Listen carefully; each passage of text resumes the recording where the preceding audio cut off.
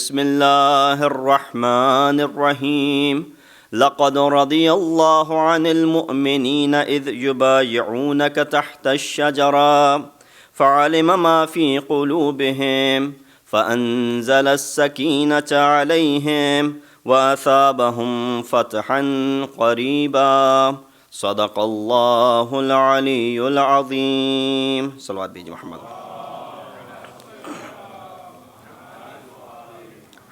Assalamu alaikum wa rahmatullahi wa barakatuh. As you know, we are commemorating the Shahadat of our 8th Imam, Imam Ali ibn Musa alayhi salatu wa salam.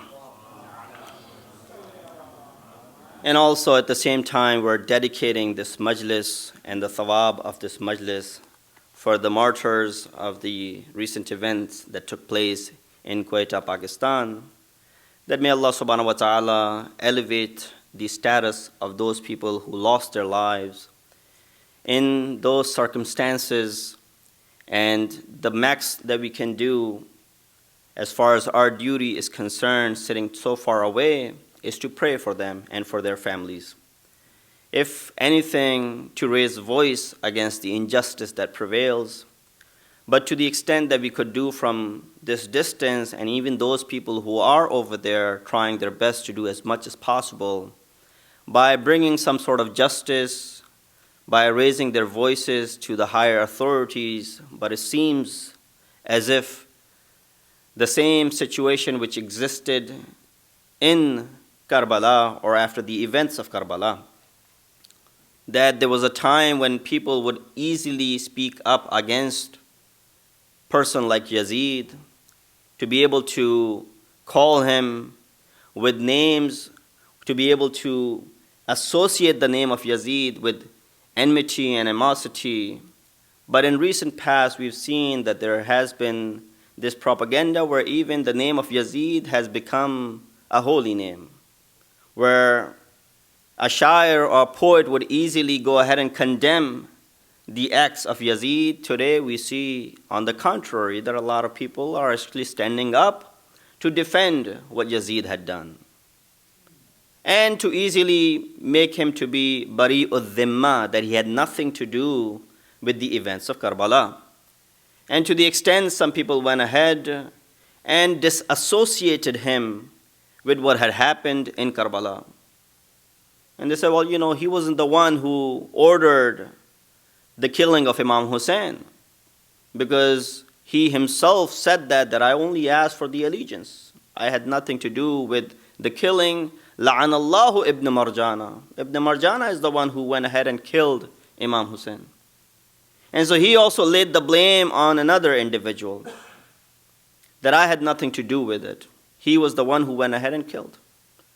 Different writers have spoken about it. Taha Hussein in his book writes that if we believe what you're saying, that Yazid didn't have any hand in killing Imam Hussein, at least as the authority and the Khalifa of the Muslimin at that time, with the utmost authority that he had. And I want you to keep the events that happened in Quetta the other day, or the events that have been happening, and relate both incidents. That as being the Khalifa of the Muslimin at that time, the supreme authority at that time, obviously Ibn Marjana or Ibn Ziyad was one of his governors. If he is saying, La'anallahu Ibn Marjana, La'anallahu Ibn Marjana, may Allah subhanahu wa ta'ala curse Ibn Marjana for killing Imam Hussein, and if he is denouncing this act and he's disassociating himself from it, Taha Hussein asks a question. Okay, we believe that Yazid didn't do it. Why didn't he remove Ibn Ziyad from his position as a governor of Kufa? If he didn't want this to happen, if his subordinate had gone ahead and killed Imam Hussein, for which he was against, then why don't we see in the books of history that he did not disassociate himself with Ibn Marjana? Why didn't he remove him from the post that he was possessing? Today we see that yes, that was not the case. They were all in it together, and that's the same thing which exists. That today all of these people who are taking the responsibility and openly taking the responsibility for killing the innocent people and the azadar of Imam Hussein today, we say, well, you know, the authorities are also backing these people Because if they wanted, they could have removed them from that. If they wanted, they could have done something about it. The mere fact that they don't do anything against it, it shows us as to how they themselves are supporting these incidents to take place. We can only ask Allah subhanahu wa ta'ala to give us the tawfiq and give the tawfiq of sabr to the families of those who lost these loved ones. And indeed, their blood will not go in vain. Allah subhanahu wa ta'ala will accept their shahadat, and the name of Shia and Tashayyu will continue, especially through the blood that they have given. Salawat bi Muhammad wa ali Muhammad. The verse that I recited, inshallah, at the end, I want to share with you a hadith as to how Masumeen have also spoken about the Shias, those who are the followers as well. But the verse that I recited is from Surah Fath, the 48th chapter of Quran, verse number 18, in which Allah subhanahu wa ta'ala is drawing our attention towards an important incident in the history of Islam, Sulh Hudaybiyah, where he says, لَقَدْ رَضِيَ اللَّهُ عَنِ الْمُؤْمِنِينَ, that indeed Allah subhanahu wa ta'ala is pleased with the mu'mineen, إِذْ يُبَايِعُونَكَ تَحْتَ الشَّجَرَةِ, when they performed this bayat and paid allegiance to you under this tree. فَعَلِمَ مَا فِي قُلُوبِهِمْ, and Allah subhanahu wa ta'ala knew what was in their heart. فَأَنزَلَ السَّكِينَةَ عَلَيْهِمْ, and God revealed sakina or sukoon or prosperity or serenity upon their hearts. And فَأَثَابَهُمْ فَتْحًا قَرِيبًا, and Allah subhanahu wa ta'ala will grant them or rewarded them with immediate victory. We see that this verse was revealed. An important incident in the history of Islam takes place, and the event is Sulh Hudaybiyah. The Prophet, along with his companions, wants to come and perform the pilgrimage. Upon reaching this place, he wants to send one of his companions to go ahead and tell the people of Mecca that we have not come to make war. We have not come to fight you. Rather, we're just coming to perform the pilgrimage. So he asks the second Khalifa to go ahead and perform, or go ahead and speak with them. He refuses by saying that I have previous animosity or previous differences with these people, therefore I'm afraid that they will kill me. Therefore I'll assign someone else who will go and will serve better than I would. So he assigned third Khalifa, Uthman ibn Affan, to go ahead and speak on his behalf. Prophet sends him, obviously with the relationship that Uthman had with Abu Sufyan, with the close relations, because coming from the same tribe of Umayyah, they said, he will not see any sort of harm. He goes and he speaks and he tells them the message of Rasulullah, that we have not come to fight you. We are not here to wage war against you. We have come without any weapons. That shows itself that we have come for peaceful purpose. Rather, we want to perform the pilgrimage and go back home. At this point, they go ahead and apprehend Uthman. And the news was released that Uthman was killed. And upon hearing this, obviously, there was no way to confirm this news. Back then, it wasn't that easy. Obviously, Prophet knew what had happened, but to go ahead and keep the companions intact, he brings them under this tree where he asks them and makes them pay this allegiance. And the reason for this allegiance was that we'll stand by over here until we get this man released, and we will not go back without him. And I want every single one of you to not flee the scene and not run away from the war as you have previously done in some certain wars. This was the allegiance which had taken place, and Allah subhanahu wa ta'ala knew what was in the heart of these people, those who were mu'mineen. Allah says, لَقَدْ رَضِيَ اللَّهُ عَنِ الْمُؤْمِنِينَ. Indeed, Allah subhanahu wa ta'ala is radi and satisfied with mu'mineen. And there's a shart of mu'min over here, which shows us that those who stayed firm on iman until their death, Allah subhanahu wa ta'ala was radi with them. Therefore, you cannot go ahead and say that all of those people who were there at that time, Allah subhanahu wa ta'ala is radi with them. There's a shart and condition of mu'min. So those who were mu'mineen, Allah subhanahu wa ta'ala was satisfied with them, and therefore Allah knew what was in their heart. He sends sakina to them upon their hearts to give comfort to them that Allah will also back you in this regard, and He will indeed grant you with a victory in near future. Mufassirin mentioned that some of the people who mentioned the Fatih Qarib, this victory which will be granted, is Fatih Khaybar. But most of them say no, it was actually Fatih Makkah. Because Prophet goes back without performing the pilgrimage, and when he comes back in the following years, he comes back and the conquest of Makkah takes place. The same people who denied the entrance to Rasulullah are now begging Rasulullah to go ahead and teach them the kalima so they can go ahead and become Muslim and they can go ahead and embrace Islam. This is where Prophet shows him being rahmatan lil alameen. He says, "Idhabu antum mutlaqa." Leave, you are free people, you're free men. And Prophet in this way went ahead and let these people go. So this was one of the incidents, very important incident in the history of Islam, which shows the event of Hudaybiyah. A lot of people started raising questions after this, that why did Prophet make a pact with the kuffar? Why did Prophet turn around? This is indeed a great loss. We have lost without even engaging into war and so on and so forth. A lot of people started doubting the judgment of Rasulullah. Some people even went ahead and said, to the extent that I always doubted in the nubuwwat of this prophet, now I have confirmed that he's not a real prophet.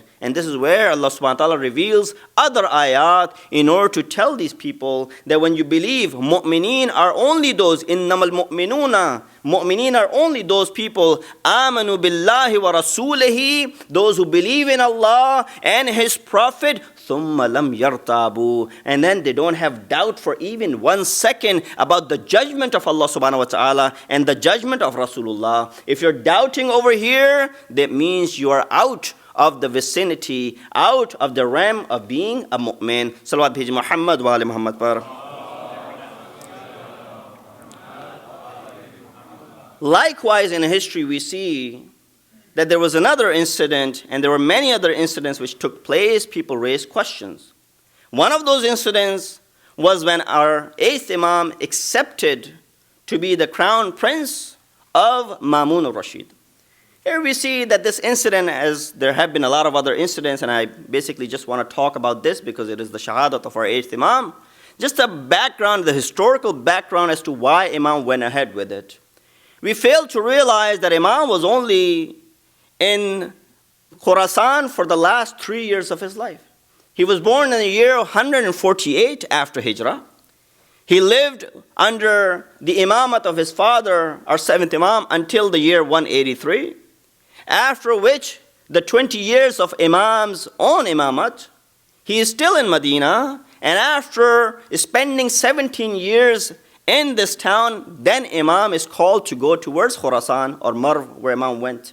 So only 3 years of his life is which Imam has spent, but these 3 years became very critical and very important in the life of Imam, and so we only remember these years and we neglect the previous life of Imam, whereas there are a lot of fadail of Imam in that life as well, that the years that he spent while his father was in prison for about 14 years that our 7th Imam spent in prison, a lot of the responsibilities were on the shoulders of our 8th Imam. And this is also where we see the character of the sister of Imam Ar-Ridha, known as Fatima Ma'asuma Qum, who is known as Masuma Qum. Those who have done the ziyarat, they know that she's buried over there. To the extent her ziyarat is important, that Imam Ridha himself says, the person who comes for my ziyarat but does not perform the ziyarat of my sister in Qum, as if he has not performed my ziyarat. Therefore, we understand the character of this lady as well. To cut short, to go directly to what I want to talk about tonight, is that as to why and what were the conditions as to why Imam ﷺ accepted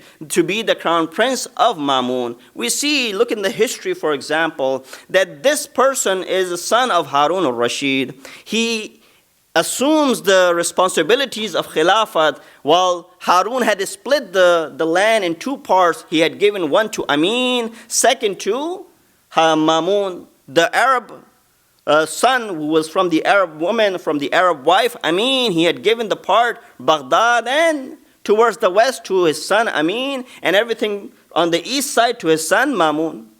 This is how he had split this Khilafat, in other words. But obviously, it was not going to be for too long. This is where Mamoon, who was known for his zakawat, his intelligence at that time, he took over Amin, he kills him, and he assumes the responsibility and controls all of Arabia and is the sole leader at that moment.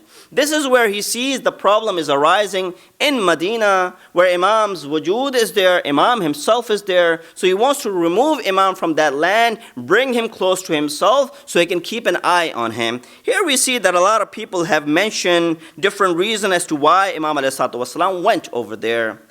But we see that if Imam really embraced this crownship, he should have been really excited about it. But instead, when Imam is making this journey, on the contrary, we see that Imam ﷺ is apologizing in the bargah of Allah subhanahu wa ta'ala, that, oh Allah, if this is your command, if this is your decree, that I will go ahead and embrace it. But with all my heart, I do not want anything to do with this mansab that is being given to me. There are two directions to this debate.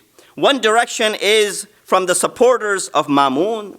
The other is obviously from those people who are opposed and against the supporters of Mamoon. We see what were the supporters of Mamoon. How do they look at this coming of Imam? They mention a few reasons. We'll look at these few reasons and we'll give a rebuttal about as to why they're saying such a thing and what the supporters of Imam have to say about it. First, to bring Imam into government, Mamoon wanted to show the reality of Ahlul Bayt, that they stay away from politics. Because sixth Imam himself has said earlier on that do not be part of this politics. Stay away from politics. He forbade his sons and also his family members to stay away from politics. They thought that Imam was talking in general that politics is bad and stay away from it. No, Imam was saying only that this particular politics which is being played out right now, this is bad, do not be part of this particular politics. Otherwise, you cannot detach religion with politics, because if that was the case, Rasulullah did not assign someone else to run the political affairs and the religious affairs differently. He himself assumed it. Amirul Mu'mineen, when he came into power, it was not the case that Imam had given the religious affairs to someone else and he kept the political affairs in his own hands. No, Imam kept both of these things in his hand. So the both things go together. Yes, if politics becomes corrupted through these khulafa that came afterwards from Umayyads and then the Abbasids, this is where Imam is telling us to stay away from this corrupted politics. So therefore they're saying, look, Masumeen or these Ahl Bayt, these Imams that you have, they always stayed away from politics. Mamoon, by bringing Imam Ridha, wants to show that, look, I want to involve Ahl Bayt into this politics and I want to return this back to in their own hands. And if involved in politics, obviously the reason that he wants to do that is so that they will lose their sanctity, because politics is corrupted. Once they are involved in it, they will also be corrupted. Second reason, Fadl ibn Sahl and the other dignitaries at that time who were close to Imam in Khurasan, those who were loyal to Imam ﷺ, Mamoon, by bringing Imam ﷺ on board, wanted to keep these people from revolting. He said, well, look, there are a lot of following of Imam ﷺ over here. I'll bring Imam on my ship, therefore these people will not revolt against me over here. Third, Mamoon was Mu'tazili. These are the reasons that the supporters are mentioning. Mamoon was Mu'tazili of Aqidah. So there was a Sha'ira and there were Mu'tazilites. He said Mamoon was Mu'tazili, and Mu'tazili were close to the aqaid of Shia, and therefore by bringing Imam, he's showing, look, we are loyal to them, and because we have same aqaid as of the Shias. Fourth, Mamoon proved himself to be loyal to everyone in Ahl Bayt, from Imam Ali up until now. That's why he would invite the different dignitaries to go ahead and debate with Imam and show the higher status of Imam in front of these people. And therefore he had a lot of these conferences, he had a lot of these debates. He would invite the Christians and the Jews and other sects of Islam to come and debate with Imam, and Imam would come out successful, and it will show that Imam and the Ahl Bayt, this is where the knowledge belongs. And lastly, Mamoon gave one of his daughters to Imam Ridha and the other daughter to his son, our Imam, ninth Imam, and that also proves further that he was loyal to Ahl Bayt. Otherwise, why would he be giving his daughters in marriage to them? Salawat bheji Muhammad wa ali Muhammad par. So these are the 5 things that they mention. Well, look at it. All of these claims pretty much are easy to understand, and they are bogus claims as far as they're concerned. Look at the first one, that Mamoon is making Imam to be Wali Ahad. Imam right away, because there's no Wilayat Ahdi, in Tashayyu, right away Imam asks him this question. So if this khilafat is given to you by Allah subhanahu wa ta'ala, you do not have the right to go ahead and give it to anyone else. If you assumed it and you received it from Allah subhanahu wa ta'ala, if you're the rightly a chosen khalifa of Allah subhanahu wa ta'ala, then you don't have the right to go ahead and pass it on to anyone else. This is yours. Allah will assign someone else. And if people chose you, then it was their choice. If they want, they'll come and choose me. Either way, you cannot give me this wilayat-e-ahdi. Second, that's why until Mamoon did not threaten Imam, Imam did not embark on this journey. Imam did not leave. Secondly, we see with debates that he had in his courtyard. He wanted to prove that he is pro-education. He wants to promote education. He is an intellectual human being, and it didn't increase anything as far as the status of Imam is concerned. People already knew the status of Ahlul Bayt from the very first Imam until now, so there was really no need for him to elevate the status of Imam Ridha alayhi salatu wassalam. Thirdly, we see the marriage to Mamoon's daughters. First giving one daughter in marriage to Imam Ridha, then giving second daughter in marriage to Imam Jawad, shows that it is purely a political move. History repeating itself. The way Prophet had taken some of his wives, marrying the daughter of Abu Sufyan, and so on and so forth. History is repeating itself over here. By giving these daughters, this is just purely a political move. He does not have any sort of loyalty with them. By marrying both of his daughters, he actually wants to clean the mess that he has made, or his father had made, rather. That we are not the killers of Imam Musa Kazim. We did not have anything to do with killing of your father, because if we were the killers, why would we be showing such loyalty to the sons of the seventh Imam? These were some of the things, real reasons. Let's look at some of the real reasons. The time and consequences had led to the events where Mamoon could not survive without Imam being close to him. Because obviously, far distance, if you look at between Khurasan and Medina, the distance that exists, it was very difficult for him to keep an eye on Imam, and it was ever-growing popularity of Imam, which was always threatening his own wujud of Mamoon Rashid. Therefore, we see that over here, the consequences and the events led to such event that he brought Imam close to him. With this move, he could keep a close eye on Imam. At the same time, keep an eye on the activities of Imam, and therefore he would also keep the companions from revolting so that they will stay close to Imam, and he'll know who are loyal to Imam and who have nothing to do with Imam. This way he will be able to point out who are these individuals. To cover up for the shahadat of Imam Musa Kazim, as I mentioned before, this was purely a move to cool people down that we had nothing to do. Look, we're bringing his son into politics. We're making him to be the crown prince. If we were the killers, why would we go ahead and hand over the power to his son? And by including Imam Ridha, he would legitimize his government.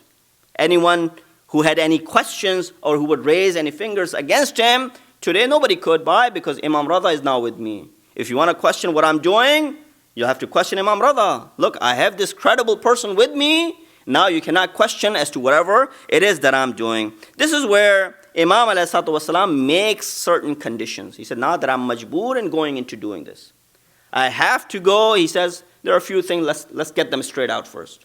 I do not want to do anything, I have nothing to do with the political affairs that you're going to take out.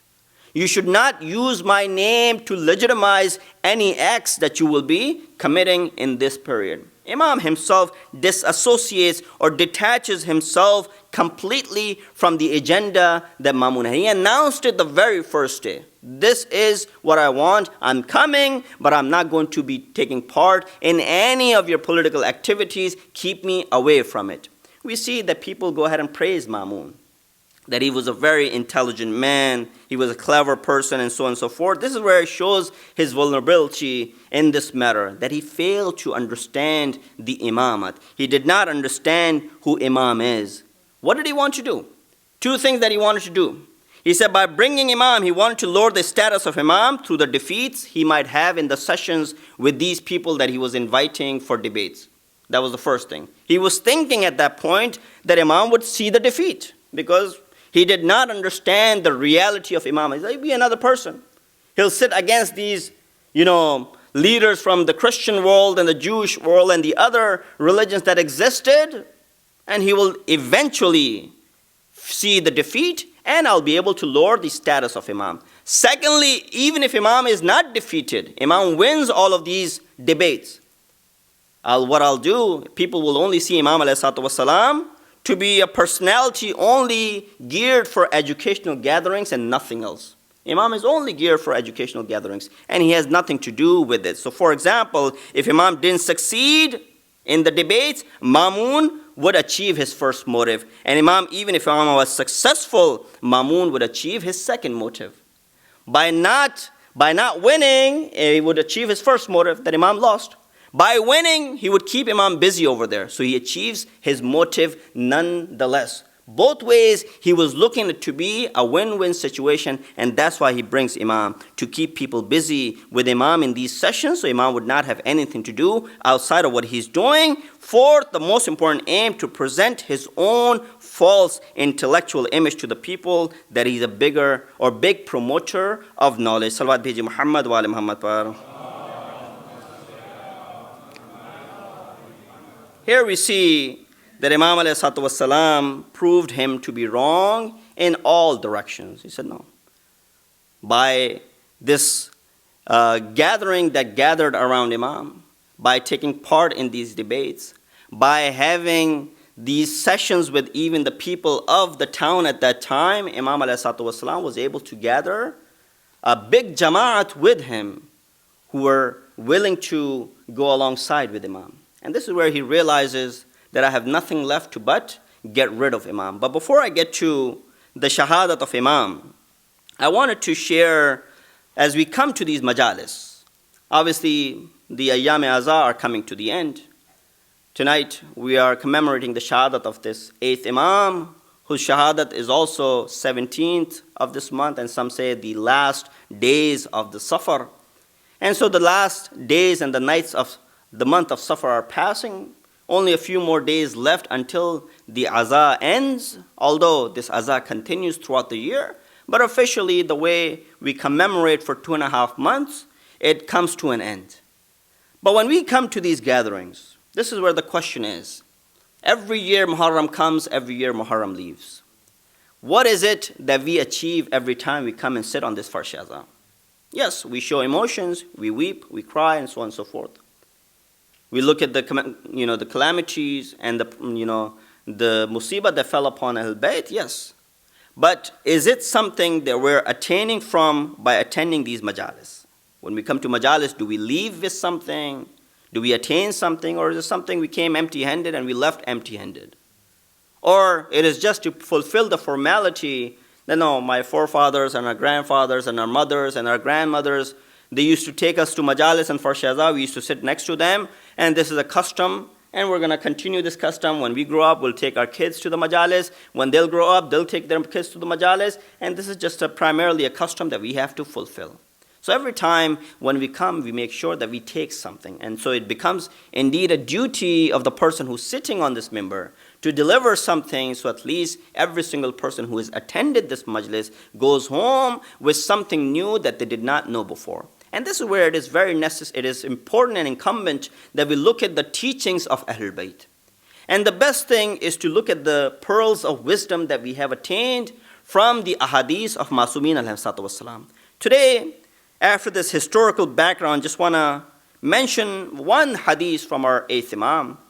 And so because we see that al-ilmu rafiqul mu'min, ilm and knowledge is a true friend of a mu'min. There's no other true friend. There's only one true friend of a mu'min, where this mu'min does not feel any wahshat, feels unsiyat, and this harmony with it is the only friend that is ilm. This is I want to share that a person came to our Imam and he asked, who are the best of the servants? And then Imam replied by this rather brief hadith. He says the person who has these 5 characteristics is the best of the servants of Allah subhanahu wa ta'ala. He said, an khiyar al-ibad, the best of the ibad. Imam was asked, Imam replied by saying, those people, those who have these 5 characteristics. What are these 5 characteristics? I'll go through them very quickly, but in a way so that we can attain these and we can also adopt, because according to the sight of Imam Ridha, if a person has these 5 characteristics, he's among the khiyarul ibad, the best of the servants of Allah subhanahu wa ta'ala. He says, alladhina, these are the people, إِذَا أَحْسَنُوا istabshiru. That these are the people that if they do ihsan, if they're kind to someone or kind towards someone, they become excited and they feel good about it. Or if kindness is done towards them, they show the joy on their faces. We look at that a lot of time, Allah gives us the opportunity to do kindness to different individuals. And at the same time, Quran also tells us, La tubtilu sadaqatikum bil manni wal adha.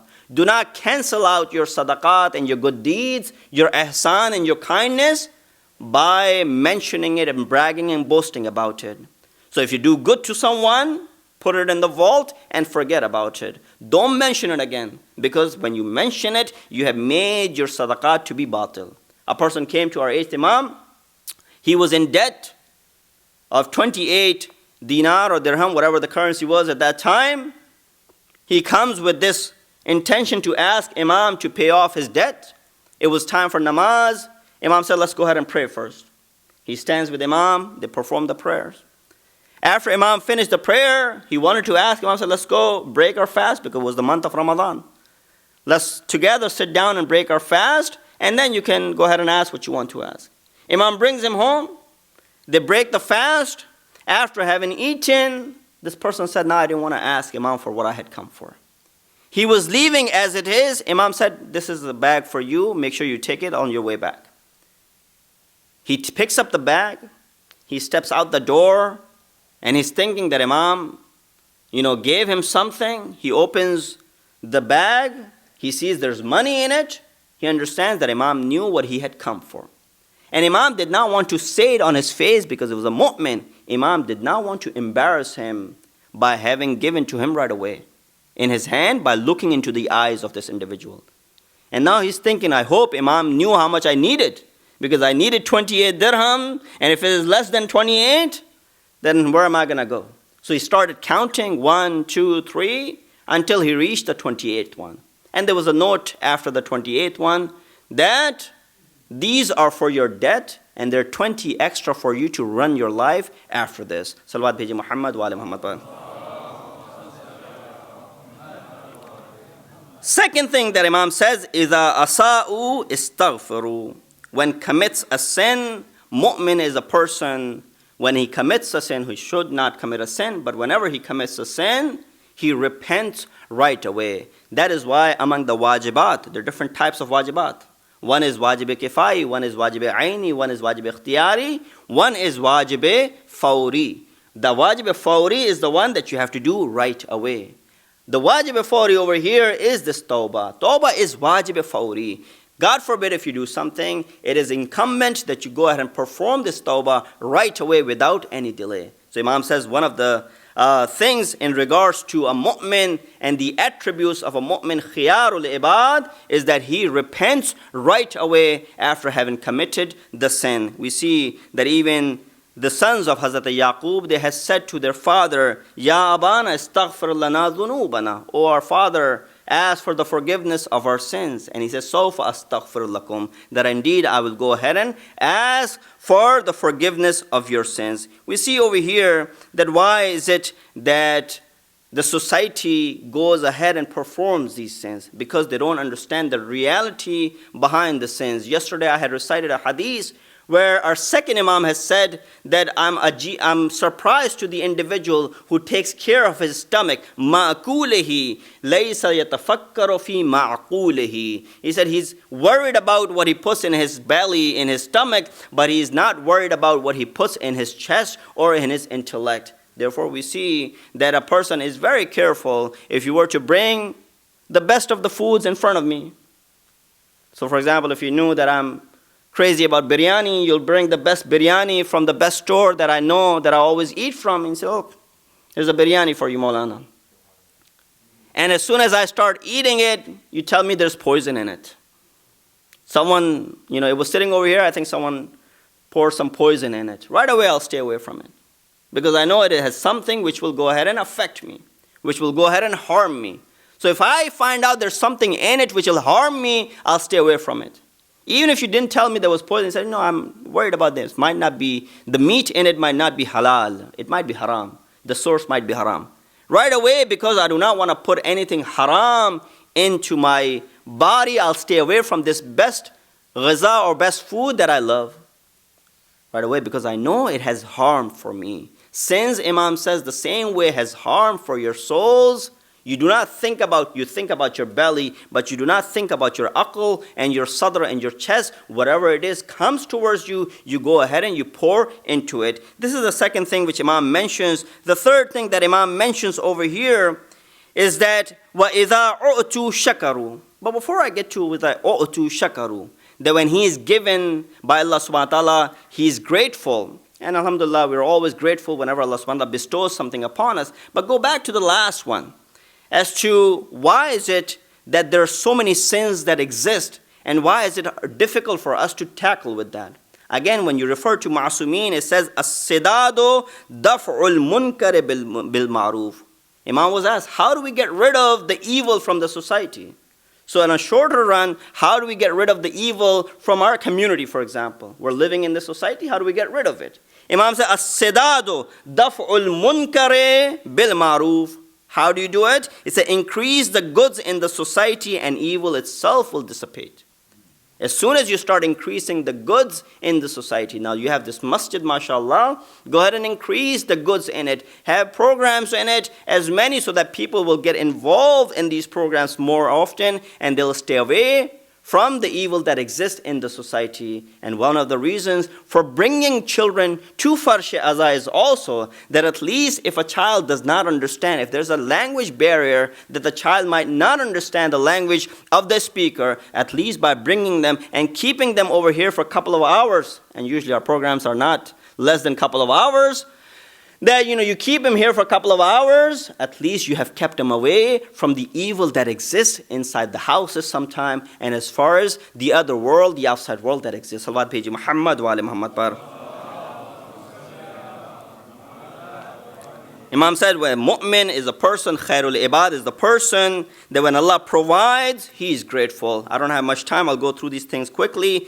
Inshallah, at another time, I'll give more explanation about it. وَإِذَا أُبْتِلُوا صَبَرُوا. Mu'min seeks patience when calamity falls upon him. So the time of calamity is when Allah subhanahu wa ta'ala tests individual. وَإِذِ ابْتَلَىٰ إِبْرَاهِيمَ رَبُّهُ بِكَلِمَاتٍ. Even the prophets are tried, and therefore mu'min is prone to be tried by Allah subhanahu wa ta'ala. When musibat falls upon him, he takes care of it with patience, showing patience in front of it. وَإِذَا غَضِبُوا عَفَوْا. When a mu'min is angry, he forgives as quickly as possible. He does not delay forgiving those people who have made him angry. These are the 5 attributes that Imam has mentioned as far as the khiyarul ibad are concerned. I'll repeat them. That ahsanu istabshiru. Whenever kindness is done, he becomes happy and he becomes joyful. Whenever he commits a sin, he asks for the repentance right away without any delay. Whenever he is granted by Allah subhanahu wa ta'ala some favors, he shows his gratefulness and he thanks Allah. Whenever a calamity falls upon him, he goes ahead and treats it with sabr. And whenever he becomes angry, he forgives as quickly as possible. These are the few things that Imam ﷺ leaves us behind among the bahar and the ocean of knowledge that Imam has left. This is just one bit of it. So even these 5 things tonight we can take back home to go ahead and implement into our lives. Even not all 5 of them, at least just one of them, I think we will have attained something as far as this majlis is concerned. Salawat Bheji Muhammad wa ali Muhammad. One of the reasons that we are also commemorating tonight's majlis is to remember those shuhada. Wanted to also share one tradition in this regard as to what Masumeen have said in regards to those who are the true followers, those who are on the path of Ahlul Bayt. There's a lengthy hadith. The beginning of it you have heard many times. The Rasulullah says in regards to Janab Sayyida that she is part of me. If she's satisfied with someone, I am satisfied with them. And when I'm satisfied with them, Allah is satisfied with them. If she's angry with someone, I'm angry with them. When I'm angry with them, Allah is angry with them. Up until the end of the hadith where he comes and he says, Ya Salman. And this hadith is through Salman Farisi. He said, Ya Salman, Waylun liman yazlimuha. Woe upon that individual who oppresses her. Wa yazlimu dhurriyatiha. And oppresses the zurriyat and the progeny of Janab Sayyida. So we see there were individuals who oppressed her. And we see in the history there were individuals who went ahead and did aziyat and harmed both of the sons. Imam Hassan as well, we recited the musibat of his last night, and as well as Imam Hussein, the tragedy of Karbala. He said, Waylun liman yazlimuha. Woe upon the one who does zulm against her. Waylun liman yazlimuha wa yazlimu zurriyatiha. The progeny is also oppressed. Woe upon those people as well. Wa shi'ataha as well.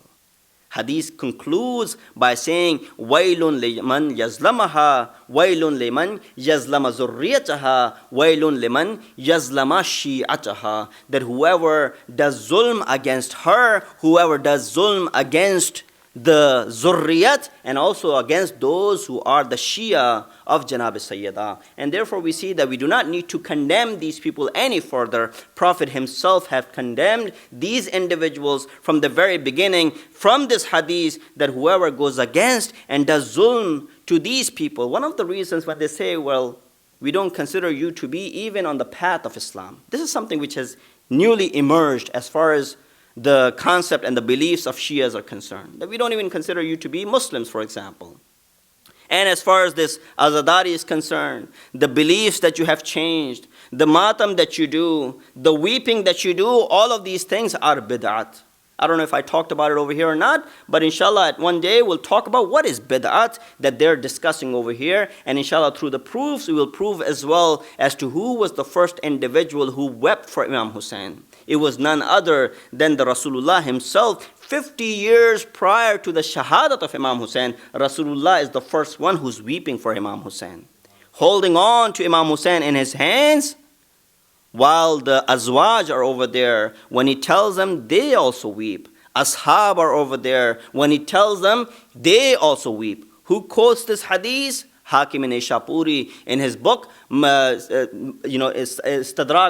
al-Sahihain, when he collected the ahadith according to the traditions of Bukhari and Muslim. Majma' al-Zawaid by Tabrani. Also in this book we see that both of these books have quoted this hadith where Prophet was holding on to Imam Hussein when Jibreel came and gave him the news that, O Prophet, the son of yours will be martyred in the lands of Karbala. Right away Prophet started weeping.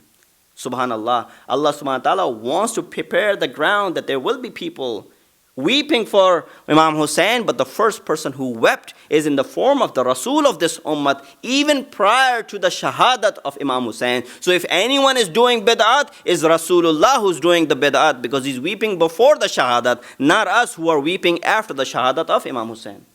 So this is indeed something have come up. Inshallah at one time we will discuss them as well.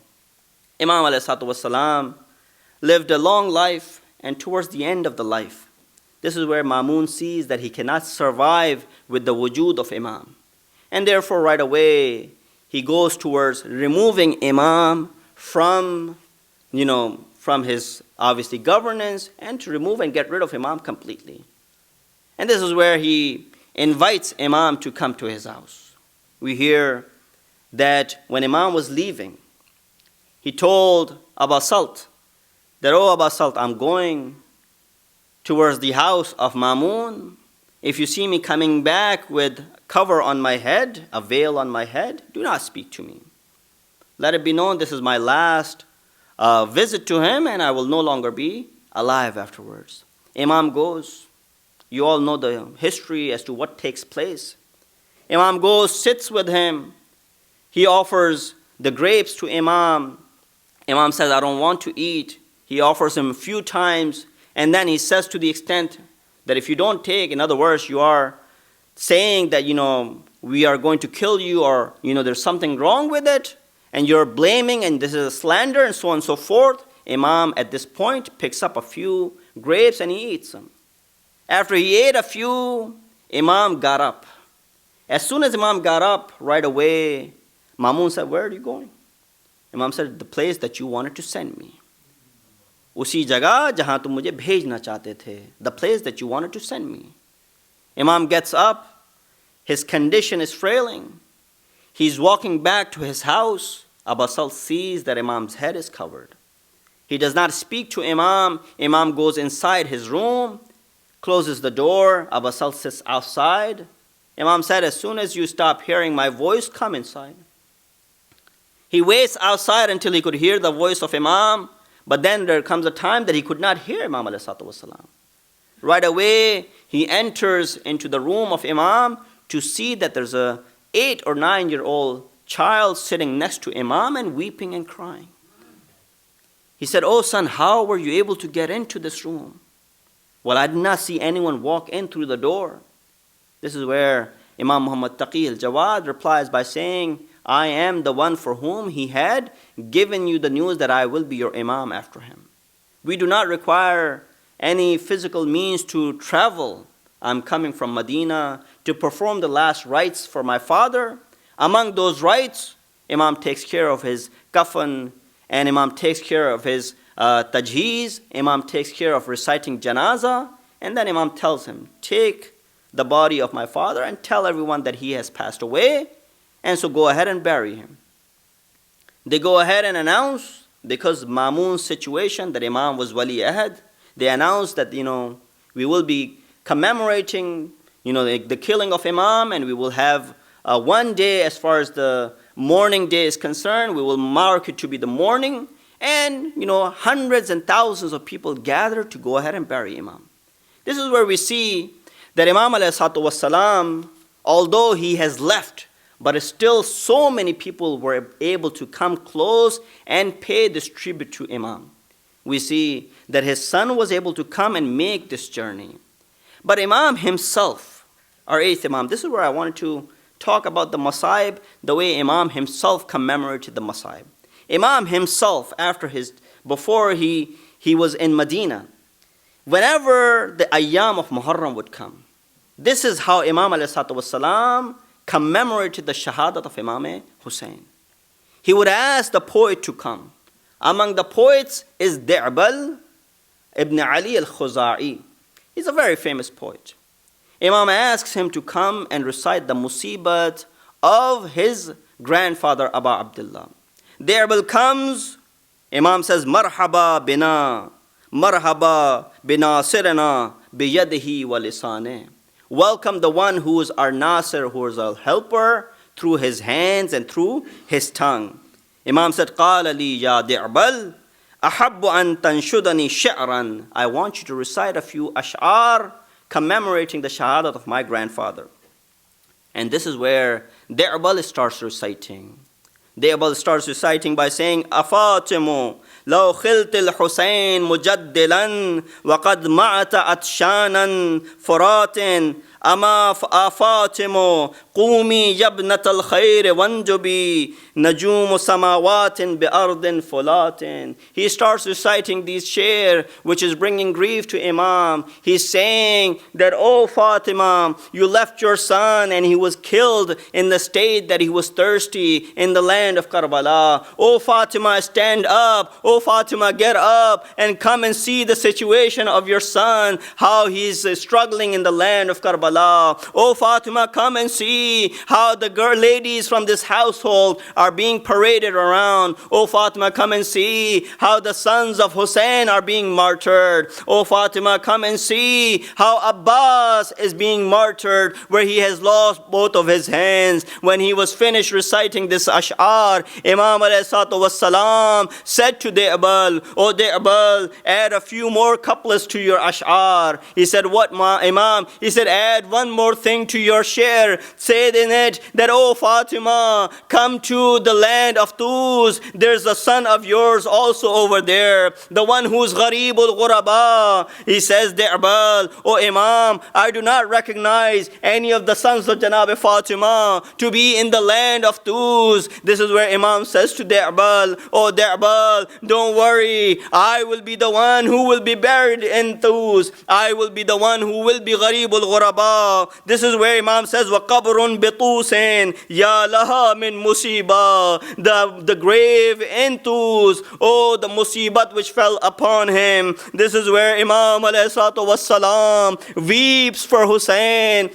And this is how he was commemorating. When Di'bal started reciting these ash'ar, Imam had asked the women to also come and listen to these ash'ar. It was a proper majlis which was being commemorated. This is where when Di'bal was reciting the shahadat of Imam Ridha, in these words, this is where a kaneez comes out of this curtain. She said, oh Di'bal, stop and don't recite anymore, because the sister of Imam is Raza, Janab Fatima Masuma, just fainted hearing the shahadat of Imam Ridha, which hasn't taken place yet. I will say, oh Fatima Masuma, by hearing a few ash'ar about the shahadat of your brother, you could not bear it and you fainted. Come and see the shuja'at and the bravery of Janab Zainab in the land of Karbala, that in front of her, her brother is being martyred and Shimr is sitting on the chest of Imam,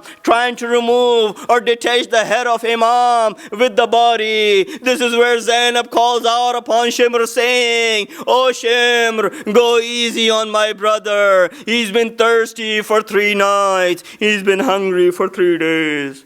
Ala lanatullahi al-qawm al-zalimin. وَسَيَعْلَمُ الَّذِينَ ظَلَمُوا أَيَّ مُنْقَلِبٍ يَنْقَلِبُونَ.